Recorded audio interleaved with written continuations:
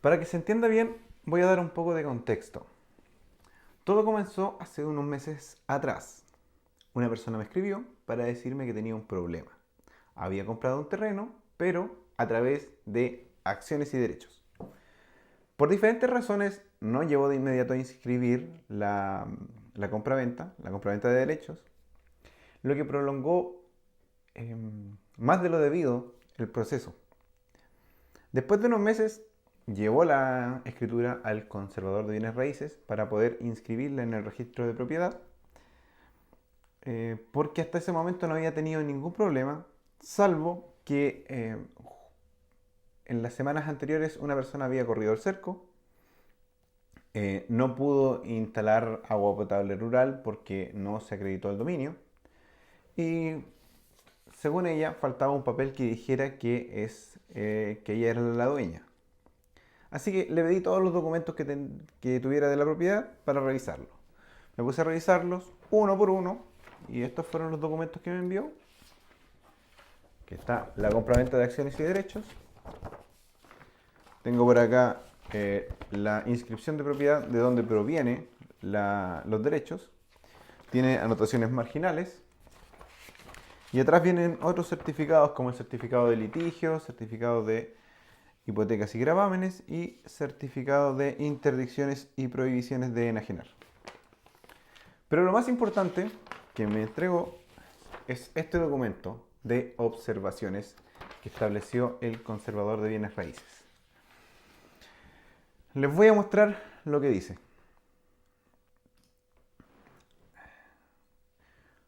Como pueden ver en pantalla, en estas observaciones se establecen cuáles son los argumentos que tuvo el conservador para poder negar la solicitud de inscripción de esta sesión de derechos. En particular señala que no se ha dado cumplimiento previo a las exigencias legales del decreto ley 3516 y el artículo 136 de la Ley General de Urbanismo y Construcciones. Dice que constan 3 transferencias marginales de derechos, de venta de acciones y derechos, que en su porcentaje corresponden a superficies inferiores a 5.000 metros cuadrados. También establece que no va a inscribir ninguna transferencia parcial de dominio, como lo es una cesión de derechos, o adjudicación de terrenos sin un certificado de la dirección de obras. Sin un certificado de la dirección de obras que acredite que la calle o avenida en que se haya situado el inmueble se encuentra debidamente urbanizado o, según lo establece el artículo 129, su urbanización ha sido debidamente garantizada. De la revisión de estos documentos, efectivamente se puede comprobar que ella no es dueña. Ni siquiera es dueña de los derechos que compró. Lo explico. Ella compró derechos sobre un terreno que estaba en sucesión hereditaria. Los derechos que compró equivaldrían a un terreno de una superficie aproximada de 1.5 hectáreas. Si esto se hubiera llevado a cabo conforme al procedimiento de subdivisión que está establecido en el decreto ley 3516, como bien lo estableció el conservador de bienes raíces. Anteriormente otras personas habían comprado derechos y el conservador lo había inscrito sin mayor problema. Sin embargo, y esta es una situación bastante arbitraria, que el conservador entendió que a partir de la tercera inscripción se entendía que existía un emplazamiento habitacional irregular y que solamente un certificado de la dirección de obras podría cambiar su opinión y en ese caso, si llegamos con el certificado, iba a inscribir la propiedad. Entonces lo más sencillo que hacer es ir hasta la municipalidad y pedir el certificado. Y en particular lo que se pide es un certificado de urbanización. En este caso no me lo quisieron dar porque los certificados de urbanización solamente se entregan a los predios que se encuentran dentro del área urbana. Por lo tanto, solicité un certificado de informaciones previas que me determinara cuáles son las normas aplicables en particular a ese terreno. Me dijeron que tampoco lo daban porque estaba afecto a la norma general. Les pedí un certificado de eso. Certifíqueme que ese terreno está afecto a la norma general. Tampoco me lo quisieron dar. Finalmente, pedí un certificado de ruralidad con certificación de que esa propiedad se encontraba afecto a la norma general de la Ordenanza General de Urbanismo y Construcción. Y solamente me llegó un certificado que acreditaba que el predio se encontraba fuera del área urbana. No me sirve de mucho.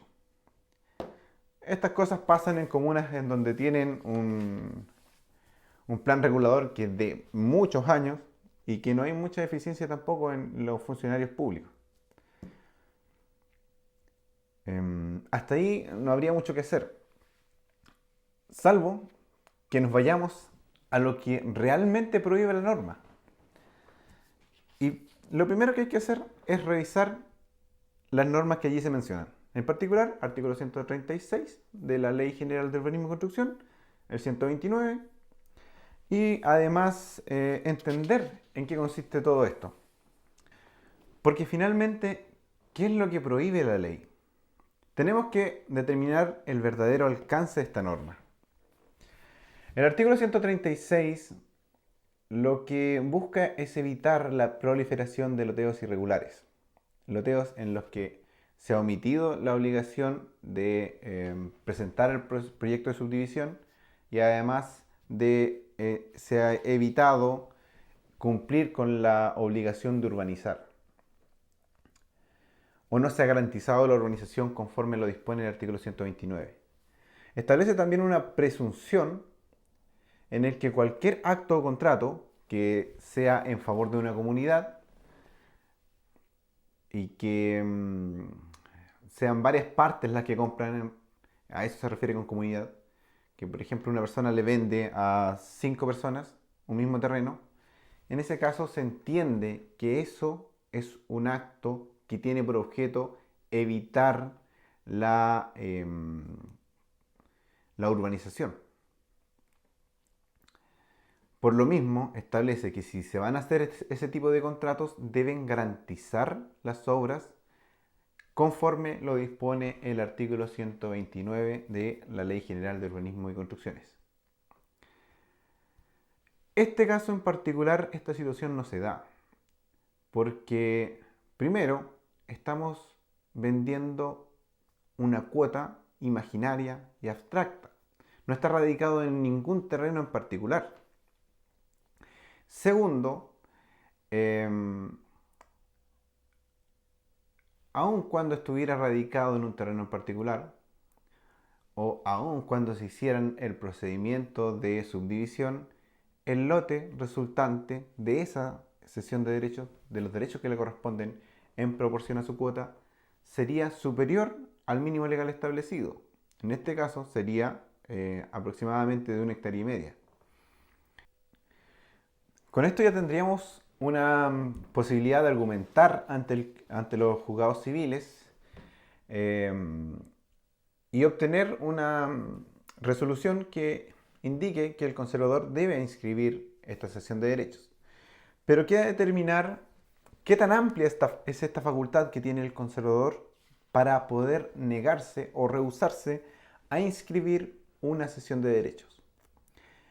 Y a decir verdad, no es tan amplia y tampoco es discrecional, en el sentido de que esto está determinado por ley, específicamente en el reglamento del conservador de bienes raíces, que lo voy a dejar en la descripción de este video para todo aquel que le sirva. Sobre este decreto ley, que es en el que está el reglamento, hay que remitirse principalmente a dos normas. Es el artículo 12 y el artículo 13. Primero, el artículo 12 establece que el conservador inscribirá en el respectivo registro los títulos que al efecto se le presente. Y el artículo 13 señala que el conservador no podrá rehusar ni retardar las inscripciones. Esa es la regla general. El conservador, todo título que se le presente, debe inscribirlo. No obstante, continúa la ley, deberá negarse si la inscripción es en algún sentido legalmente inadmisible. O sea, si es legalmente inadmisible, recién ahí podría negarse. Y establece la norma varios ejemplos. Por ejemplo, 1. Si no es auténtica o no está en papel competente la copia que se le presenta. 2. Si no está situada en el departamento o no es inmueble la cosa a que se refiere. 3. Si no se ha dado al público el aviso prescrito en el artículo 58 del mismo reglamento. Y cuarto, si es visible en el título algún vicio o defecto que lo anule absolutamente. Estamos hablando de nulidad absoluta. O si no contiene las designaciones legales para la inscripción. Como se puede determinar de estas normas, la regla general es que el conservador debe siempre inscribir las escrituras que se le presentan, a menos que no sea admisible en algún sentido. En este caso, la escritura contiene todas las normas o todos los requisitos que establece la ley 18.181, que es la ley que determina cómo se ejecutan las escrituras públicas. ¿Está situada en el departamento? Sí. En este caso, el conservador es de la misma comuna en la que está situado el inmueble. ¿Es inmueble la cosa que se refiere? Sí, porque los derechos recaen sobre un inmueble, por lo tanto deben inscribirse. ¿Es visible en el título un vicio o defecto que lo anule absolutamente? No existe este impedimento en este caso. Si a pesar de que el conservador considere que la escritura o el título que se le presenta es en algún sentido legalmente inadmisible, esa inadmisibilidad debe estar en el título que se le presenta. Y no existe la posibilidad, o al menos no está mandatado por la ley, para cotejar esa escritura con otros documentos, como es lo que pretendía hacer en este caso, de pedir documentos anexos para determinar si era admisible o no era admisible. Si la escritura pública de cesión de derechos contiene todos los requisitos que establece la ley 18.181, que es la ley de escrituras públicas, debe inscribirlo.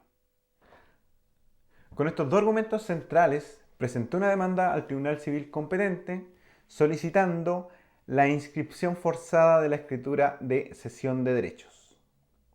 Una de las cosas más difíciles de trabajar en causas civiles es la espera. Porque si bien en este caso los plazos son bastante acotados, nunca existe plena certeza de lo que vayan a resolver los tribunales. Afortunadamente, en este caso, todo salió bien para el cliente, con lo que podrá inscribir, porque primero que todo, el tribunal acogió nuestra solicitud y con ello podrá inscribir la cesión de derechos que le permite posteriormente iniciar el procedimiento de partición y adjudicación, que determinará qué parte del terreno en específico le corresponde. Y bueno, eso es todo. Gracias por ver el video hasta el final. Cualquier cosa, si les puedo ayudar, me escriben o agendan una hora en el link que voy a dejar también en la descripción de este video. Mi nombre es Patricio Puen, soy abogado y trabajo en Temuco.